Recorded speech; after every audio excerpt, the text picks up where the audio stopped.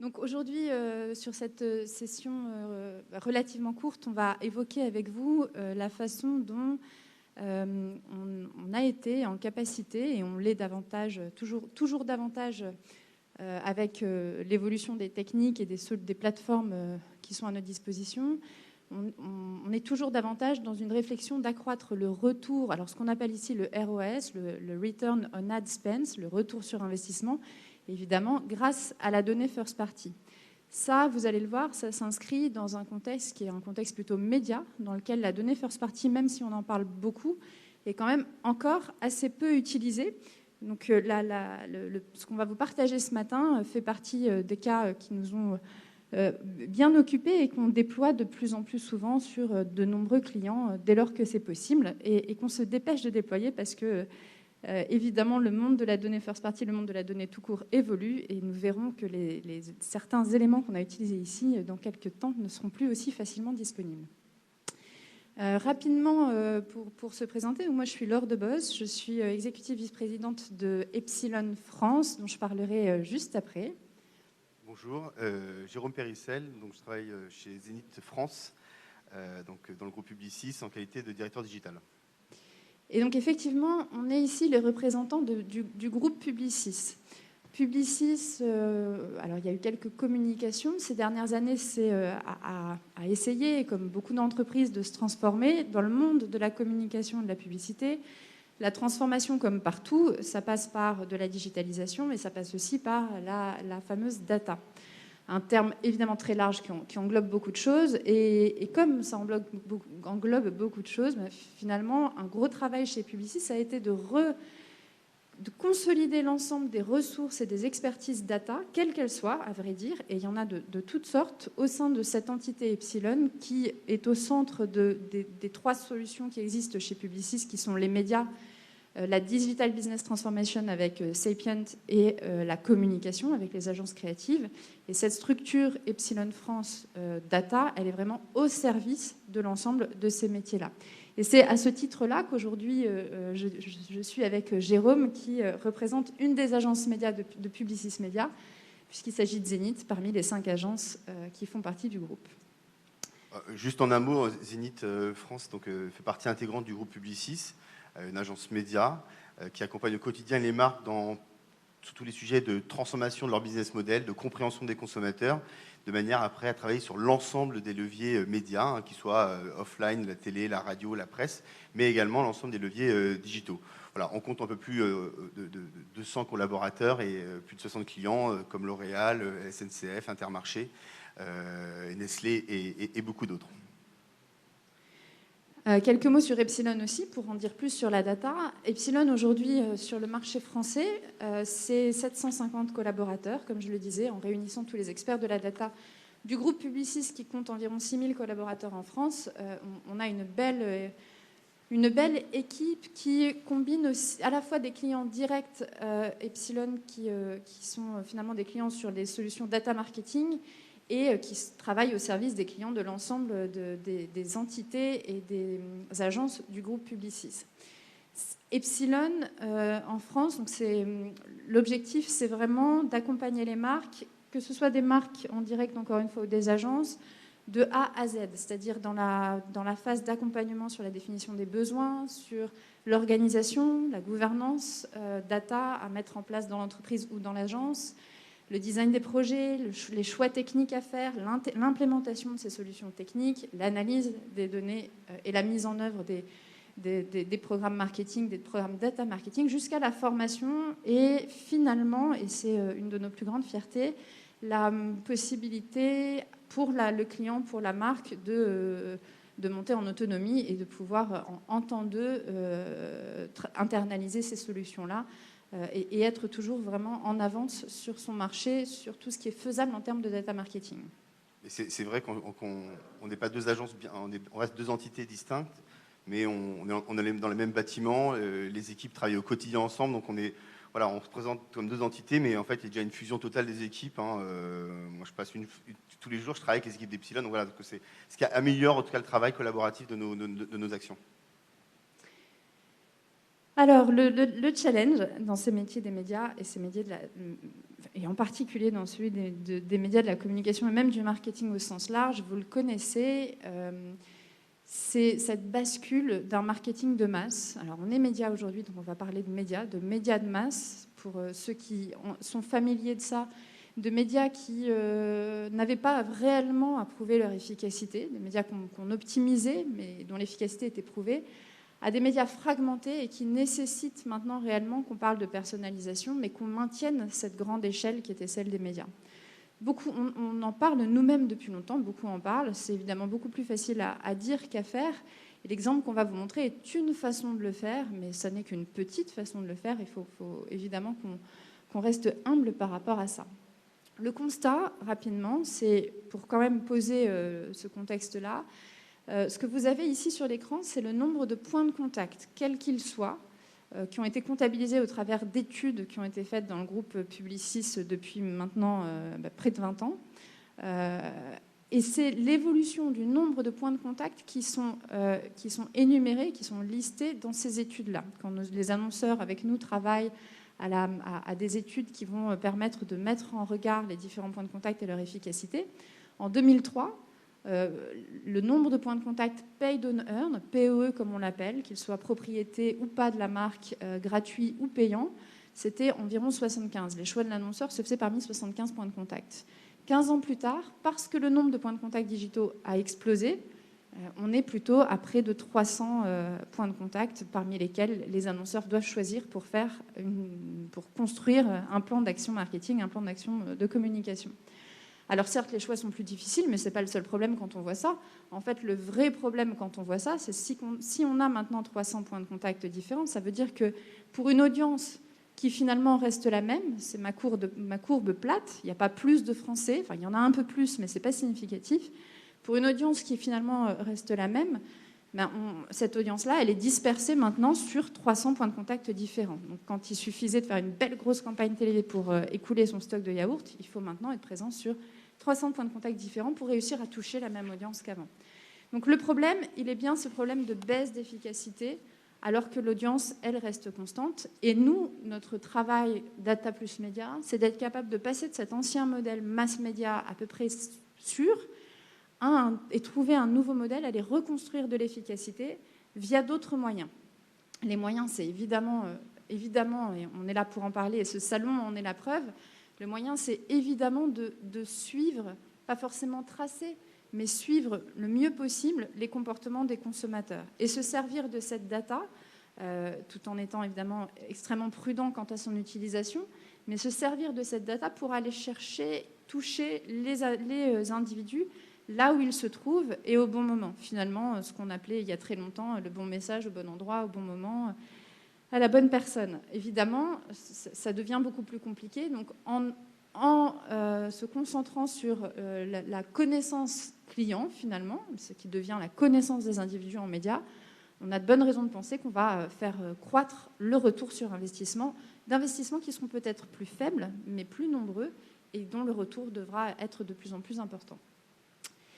On l'a dit, bien connaître les individus, ça veut dire qu'on passe d'une connaissance des individus qui existait déjà en médias, mais qui était très tournée sur les étapes de vie, sur les cibles sociodémographiques, sexe, âge, CSP. On avait quand même ces dernières années évolué vers évidemment des comportements, des opinions, des attitudes, les addicts du bio, les addicts un certain nombre de comportements qui nous permettaient de qualifier ces individus. Mais finalement, ce rapport de l'individu ou du consommateur, c'était plutôt un rapport au monde ou à la société en général et pas un rapport direct à la marque. Dans ce type d'analyse, on va vraiment regarder le parcours du consommateur par rapport à la marque dans sa relation à la marque. Est-ce qu'on a quelqu'un qui la connaît, qui ne la connaît pas, qui l'achète, qui ne l'achète pas, etc. Et ça a l'air évident, mais en médias, c'est nouveau d'intégrer ce type de variables dans la construction d'une stratégie média. Pour faire ça, on s'impose, quand c'est possible, avec les annonceurs qui le souhaitent aussi, de commencer à construire des vues unifiées entre ce qui se passe en médias et ce qui se passe en dehors des médias.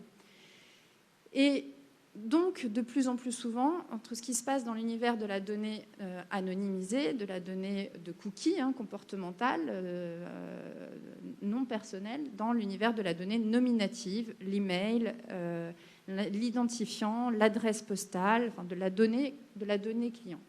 La complexité, c'est évidemment de réussir à unifier les données de gauche avec les données de droite, de le faire correctement avec un bon taux de matching, en étant évidemment RGPD compliant, et il n'y a pas une réponse unique à ce type de challenge parce que ça va dépendre de beaucoup de choses, du secteur d'activité, de la façon dont la donnée est collectée chez l'annonceur et des plateformes qui sont utilisées en médias pour pouvoir collecter aussi la donnée d'exposition aux campagnes, parce qu'en fonction des plateformes, on n'obtient pas le même type de données. L'objectif, c'est de pouvoir utiliser cette donnée nominative en médias, donc être capable de réexposer un client à des messages différents sur d'autres sites que celui de l'annonceur, dans d'autres univers, et on commence même à créer des cibles qui sont exploitables en télévision, qui sont le résultat de l'exploitation de données de base client. Alors, c'est se préparer à la future télé segmentée que de faire ça, mais on s'y prépare.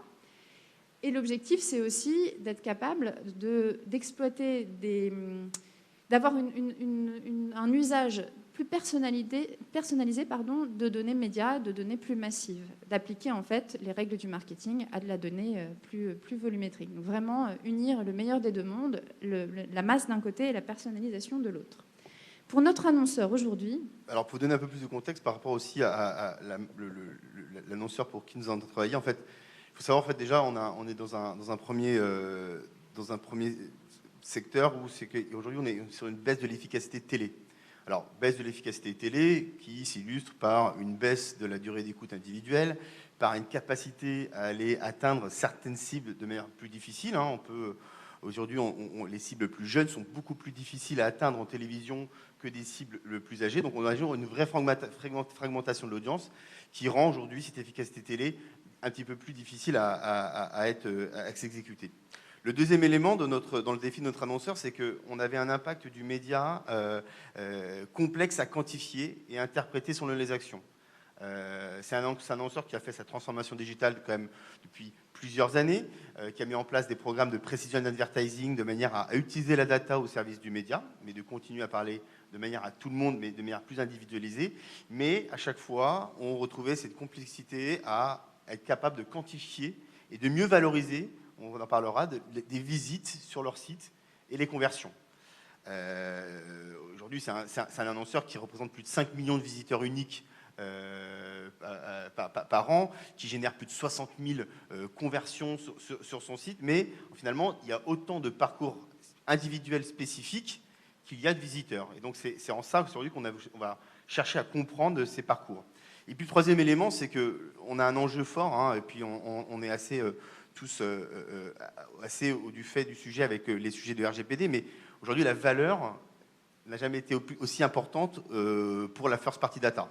La data propriétaire, alors on ne parle pas de données CRM dans le cadre de cet exercice, mais c'est les next steps pour nous, mais la donnée visiteur site est déjà une donnée riche d'informations qu'on exploitait peut-être pas à sa juste valeur ou de manière peut-être trop simpliste dans des exercices de retargeting de ces audiences ou de lookalike ou d'exclusion, mais peut-être pas assez remonter toute la chaîne de valeur. Donc, en fait, partant de ce constat, on s'est dit quand même qu'il était primordial pour nous et pour notre annonceur de pouvoir remettre cette valeur sur cette first party data et capable de valoriser et de qualifier chacune des visites qui génèrent une conversion. Mais on va voir aussi qui ne génère pas une conversion, puisque un des exercices, c'est de redonner de la valeur à cette first party. C'est pas parce qu'on n'a pas converti qu'on n'a pas de valeur, et au contraire, quelqu'un qui n'a pas converti va pouvoir nous apporter beaucoup d'informations pour mieux atteindre les personnes, pour les faire convertir. Donc l'objectif, c'est de quantifier et de valoriser à des fins médias, mais surtout à des fins business.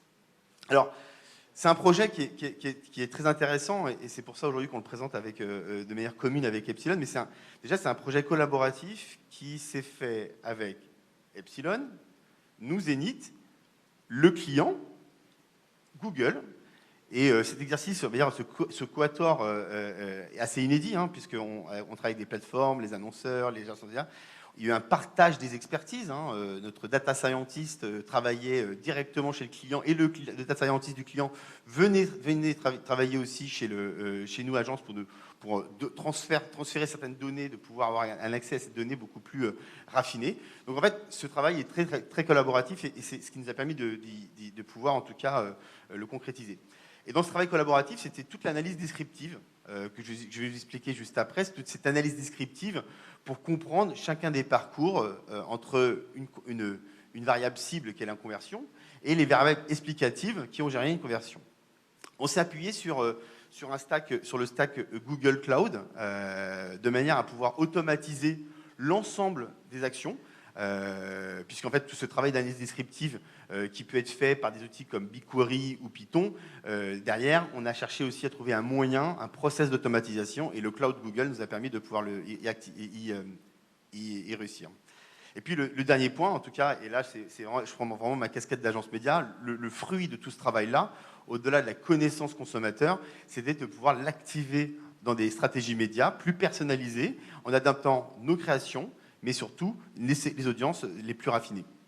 Alors, si je reviens donc ce sujet d'analyse descriptive, tout le travail en amont a été de comprendre. Comprendre, c'est-à-dire quelle est la proportion à un individu à convertir. Parce qu'aujourd'hui, dans toutes les actions médias que nous pouvons mener, nous regardons finalement, à la fin de ma campagne, j'ai géré 10 000 conversions, donc 10 000 ventes, c'est très bien, j'ai un ROI en face et on est content. Mais à un moment donné, on n'aura pas la capacité à faire venir 3 fois plus de visiteurs sur le site.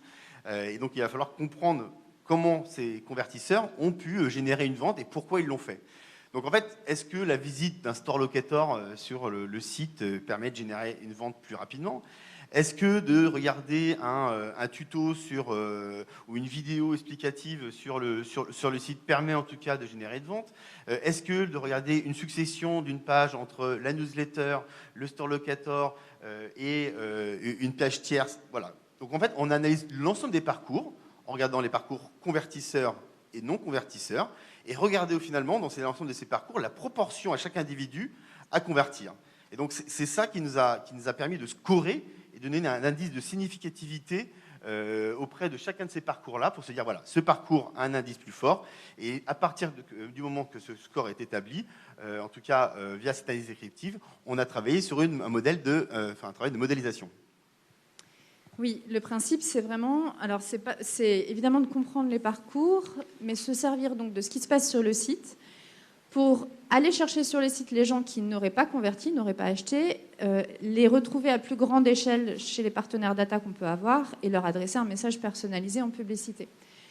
Pour faire ça, effectivement, et alors évidemment faire ça, ne pas le faire une seule fois, le faire dans le cadre d'une campagne, donc le faire tous les jours, de manière automatisée, avec des données qui soient rafraîchies tous les jours et un stack technologique qui gère ça de manière complètement autonome. Effectivement, quatre étapes pour le faire. Assez basiquement, la première étape, ça a été de collecter l'ensemble des cookies du site sur un an.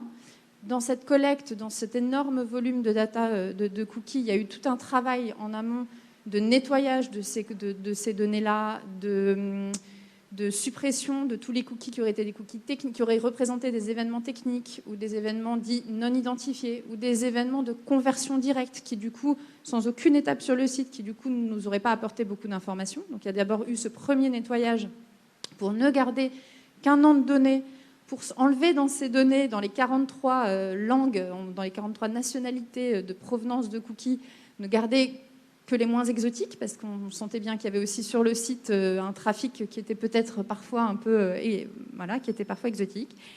Donc rester sur un scope qui soit vraiment analysable, interprétable et qui nous permette de construire de l'information. Une fois que ce travail-là a été fait, il s'agissait vraiment de l'étape de modélisation, de sélection des variables pour modéliser et calculer ce fameux score de propension à convertir pour chacun des cookies. Alors là, les équipes sont passées par Google Cloud Data Lab et ont testé évidemment plusieurs modèles.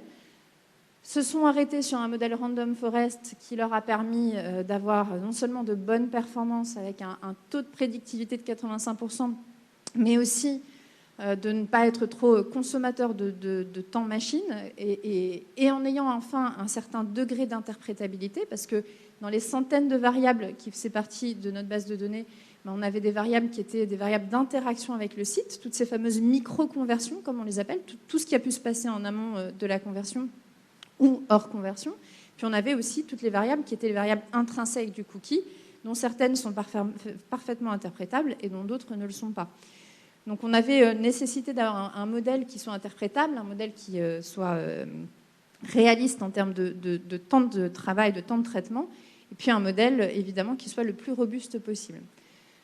Une fois que ce modèle-là a été appliqué, que ce scoring a été déployé sur l'ensemble des cookies, le principe c'est évidemment de ne garder que le volume de cookies dont le score est le plus fort et de travailler sur ce volume-là, de les regrouper en segments et de pousser ce segment qui devient un segment des cookies dont le score de propension à convertir est le plus fort, de le pousser dans les plateformes d'activation de Google en l'occurrence, pour que ça devienne une audience auprès de laquelle on va diffuser de l'espace publicitaire. Alors Jérôme l'a dit tout à l'heure, au vu du nombre au vu du trafic sur site et du nombre de conversions, les volumes peuvent être assez faibles, et donc l'intérêt de faire une campagne sur ces profils-là évidemment est limité. Donc il s'agit évidemment aussi d'avoir un score suffisamment fort et robuste pour qu'on puisse appliquer des méthodes de lookalike dans les outils d'activation pour pouvoir étendre ces volumes-là à des volumes plus importants sans perdre en pertinence, évidemment,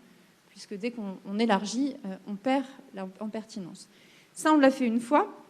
Et puis surtout, on l'a intégré dans un pipeline d'automatisation que GCP nous permet de déployer, avec notamment avec la brique BigQuery pour le traitement de la data avec SQL, avec la brique Google Cloud Data Lab pour vraiment la partie machine learning modélisation, et avec surtout, et c'est ce qui a été intéressant à tester dans ce cadre-là, le module CRM-Int, qui est un module qui permet un transfert de données entre les différentes briques des stacks techno GCP, Google Cloud, et GMP, donc notamment Analytics 360 pour avoir cette analyse permanente des cookies qui arrivent sur le site, enfin qui sont produits par le site, et ce qu'on appelle DV360, qui est la plateforme d'achat programmatique en display et en vidéo de Google. Donc CRM-Int nous a vraiment permis de faire ce lien quotidien entre les flux de données pour pouvoir avoir cette analyse récurrente et un achat programmatique tout quotidien qui s'appuie sur les données les plus fraîches possibles.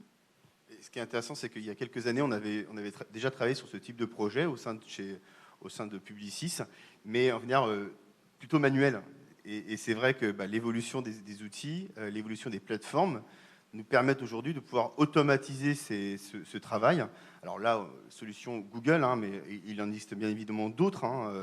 Mais voilà, c'est intéressant puisque on vient gagner en productivité sur de l'analyse. Et finalement, le temps passé de chargement d'un outil à un autre, aujourd'hui, cette exécution n'est plus à faire. Voilà, donc il y a encore cette logique de modélisation qui est à faire, mais voilà, il y a encore un travail humain, mais ce process est automatisé sur toutes les tâches. Et donc, en termes de résultats, ce qui est intéressant, on a deux types de résultats. On a à la fois les résultats avec une efficacité média, qui sont plutôt prometteurs, puisqu'aujourd'hui, on a activé depuis très longtemps les stratégies de first party de cet annonceur-là, avec des résultats qui étaient déjà très performants, puisqu'il était mandatory aujourd'hui d'utiliser toute la donnée site et toute la donnée CRM dans l'ensemble de nos campagnes et actions médias digitales. Et donc, on s'est aperçu qu'en étant de manière encore plus raffinée sur ces audiences, on a pu gagner en productivité média. Donc, on a eu, voilà, je ne vais pas vous passer tous les chiffres, mais il y en a deux qui nous ont interpellés. C'est que déjà, on a gagné les individus issus des audiences retravaillées via ce process de scoring, passent plus de temps sur le site. Passent plus de temps sur le site, en tout cas, dans la navigation des pages qu'on a pu constater. Et puis le deuxième élément, qui est souvent un constat qu'on peut faire sur l'ensemble des audiences, c'est qu'on a baissé, en tout cas, le taux de rebond. C'est-à-dire la proportion à chaque individu de venir sur la site, de ne pas repartir tout de suite. C'est le grand problème du digital, hein, c'est qu'on est capable de générer beaucoup de clics, mais derrière, le but, c'est de regarder, ça plutôt pas le clic, mais plutôt ce qui se passe après le clic. Et en l'occurrence, en tout cas, sur ces audiences-là, on a pu accroître, en tout cas, enfin faire baisser le taux de rebond, c'est-à-dire le taux de personnes qui repartent tout de suite du site. Donc on est vraiment sur une data de qualité en termes médias, mais ce qui nous a surtout intéressé, et ce qui a intéressé surtout le client, ce n'était pas simplement de se dire, ok, très bien, ils passent plus de temps et finalement il y en a plus qui viennent, mais est-ce qu'ils convertissent plus? Et oui, on a eu vraiment un retour sur les investissements publicitaires qui ont été boostés, multipliés par 6 sur ces audiences. Alors c'est intéressant puisqu'on s'est aperçu que 1% de la campagne représentait ces audiences-là. 1% des investissements étaient utilisés pour ces audiences. Mais les 1% de cette audience, de ces investissements faits sur ces audiences, ont représenté à elles seules 20% des ventes de la campagne. Donc, ça nous montre en tout cas que le modèle est le bon et qu'il faut continuer à travailler dans ce sens-là. Donc, là, aujourd'hui, on a travaillé sur la donnée de navigation site. On est en train de réfléchir à intégrer les données CRM, intégrer des données tierces pour rendre le modèle plus robuste et chercher plus de volume. Merci beaucoup. Alors, comme on a un groupe de communication, je ne peux pas m'empêcher de faire une petite page de publicité. Si vous êtes intéressé par des formations data, en plus de former l'intégralité des équipes Publicis, on a été certifié Datadoc chez Epsilon et on vous propose un catalogue qui est disponible sur le site de formation inter et intra-entreprise sur tous les métiers de la data, du plus généraliste au plus avancé. Donc, n'hésitez pas. Merci beaucoup. Merci. Si vous avez des questions, je crois qu'on doit avoir la possibilité de le faire. À vous de me dire.